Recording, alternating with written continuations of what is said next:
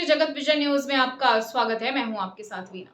छत्तीसगढ़ की राजधानी रायपुर में अर्बन नक्सली पकड़े गए हैं। आपको बता दें कि नक्सली पति पत्नी को एसआईए की टीम ने गिरफ्तार किया है।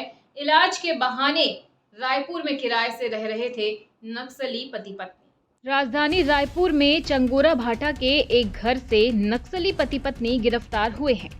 इन अर्बन नक्सलियों ने इलाज के बहाने 1 महीने पहले ही किराए पर घर लिया था। हालांकि आरोपी रायपुर के अलग अलग इलाकों में लंबे वक्त से रह रहे थे। जानकारी के मुताबिक युवक ने कई बड़े अफसरों के घर पर ड्राइवर और गार्ड की नौकरी भी की है। फिलहाल युवक को पुलिस ने पूछताछ के लिए रिमांड पर लिया है।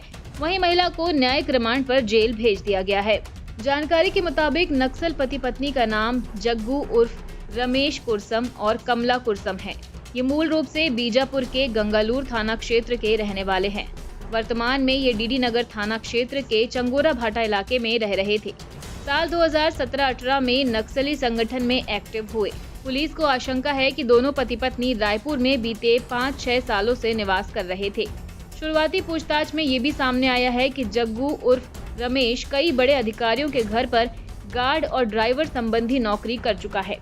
जिस मकान से ये गिरफ्तार हुए हैं वहाँ ये 1 महीने पहले ही शिफ्ट हुए थे।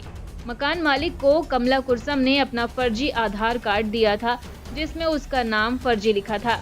पति पत्नी ने किराए पर मकान लेने के पीछे वजह अस्पताल में इलाज को बताया था।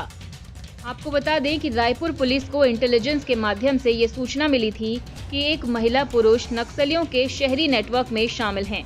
वे लगातार नक्सल संगठन को कई प्रकार की सूचनाएं भेज रहे हैं, जिसके बाद आरोपियों को ट्रेस किया गया। लोकेशन डीडी नगर थाना के चंगोरा भाटा में पता चली, जिसके बाद फौरन डीडी नगर पुलिस ने मकान की घेराबंदी कर ली।